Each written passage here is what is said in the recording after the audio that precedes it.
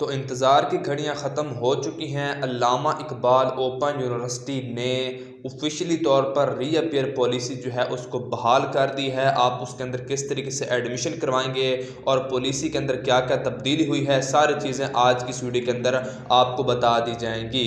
अस्सलामु अलैकुम वरहमतुल्लाहि वबरकातुहू। मेरा नाम है असमतुल्लाह और आप देख रहे हैं यूट्यूब चैनल दी AIOU। उम्मीद है तमाम स्टूडेंट्स खैरियत से होंगे। जैसा कि आपने प्रीव्यू देख लिया है कि ऑफिशियली तौर पर अल्लामा इकबाल ओपन यूनिवर्सिटी ने रीअपियर पॉलिसी को बहाल कर दिया है। इसके हवाले से बच्चों के सवालात भी होंगे, उन सवालात के जवाबात भी आज की इस वीडियो के अंदर आपको दे दिए जाएंगे और रीअपियर सब्जेक्ट का आप किस तरीके से एडमिशन करवाएंगे उसके हवाले से भी मुकम्मल तौर पर प्रैक्टिकल वीडियो आपको बता दी जाएगी।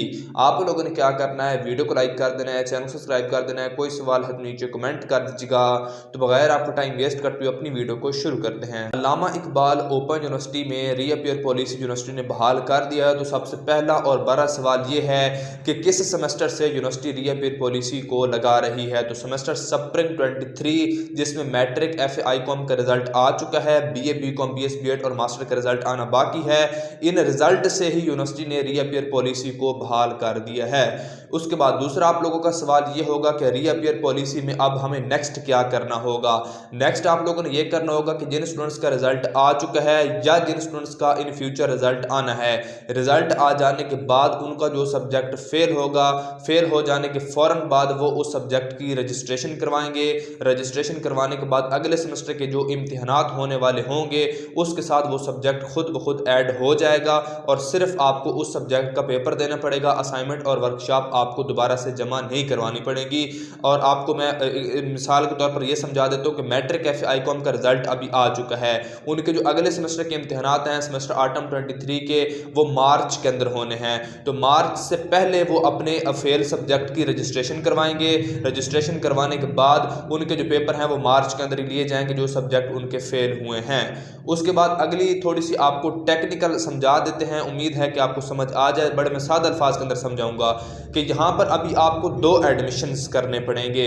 सबसे पहले तो वो स्टूडेंट्स होंगे जिनका आखिरी सेमेस्टर था, आखिरी सेमेस्टर के अंदर कोई सब्जेक्ट उनके फेल हुए थे और उसको वो रीअपियर में लगा देंगे, वो तो बात समझ आ जाती है। अभी वो कुछ ऐसे स्टूडेंट्स भी हैं जिन्होंने अपने सेमेस्टर का एडमिशन भी भेजना है और अपने रीअपियर सब्जेक्ट्स का भी एडमिशन भेजना है। तो पहले वो इकट्ठा चालान निकालते थे, अब वो इकट्ठा चालान नहीं निकालेंगे।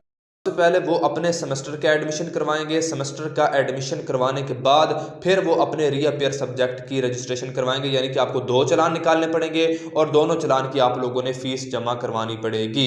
अभी अल्लामा इकबाल ओपन यूनिवर्सिटी ने कहा है कि आज से, यानी कि जिस दिन मैं ये वीडियो रिकॉर्ड कर रहा हूँ, आज से रीअपियर पॉलिसी बहाल हो चुकी है। मैट्रिक FA ICOM के जितने भी तालिब इल्म थे जिनके सेमेस्टर स्प्रिंग 23 के अंदर सब्जेक्ट फेल हो चुके थे, वो 6 फरवरी तक अपनी रजिस्ट्रेशन मुकम्मल करें। 6 फरवरी से पहले अपनी रजिस्ट्रेशन की फीस जमा करवाएं और उनके जो रीअपियर वाले सब्जेक्ट थे, यानी कि जो फेल सब्जेक्ट थे, उनके पेपर उनके मार्च के अंदर लिए जाएंगे।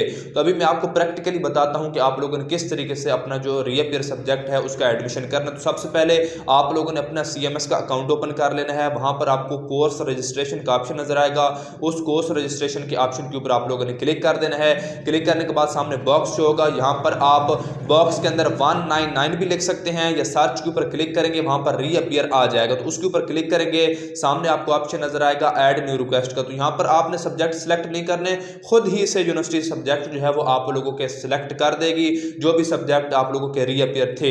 ठीक है, खुद ब खुद यहां पर शो हो जाएंगे।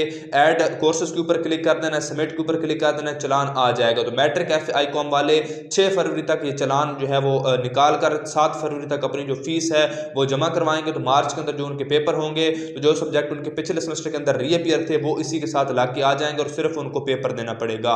उसके बाद एक बड़ा सवाल वो ये है कि स्प्रिंग 23 से पहले जो सब्जेक्ट आप लोगों के फेल हैं उनका आपको एडमिशन ही करवाना पड़ेगा, उसके अलावा वो रीअपियर के अंदर शामिल नहीं होंगे। अभी नेक्स्ट जो BA BCom का BS BEd का रिजल्ट आएगा उसके ऊपर भी यही पॉलिसी लागू होगी कि रिजल्ट के अंदर जो तालिब इल्म फेल होंगे उनके रजिस्ट्रेशन इसी तरीके से ओपन होगी, वो उसके अंदर रजिस्ट्रेशन करवाएंगे और अगले सेमेस्टर के साथ उनके इम्तिहानात जो है वो यूनिवर्सिटी ले लेगी। अभी इसके हवाले से कोई मजीद सवाल है तो नीचे कमेंट कर दीजिएगा। मुझे उम्मीद है कि मैंने सारी बातें आपको समझा दी होंगी। तो उम्मीद है वीडियो आपको अच्छी लगी होगी, अपडेट आपको अच्छी लगी होगी। मिलते हैं वीडियो के अंदर, तब तक के लिए मुझे दीजिएगा इजाजत। अल्लाह हाफिज़।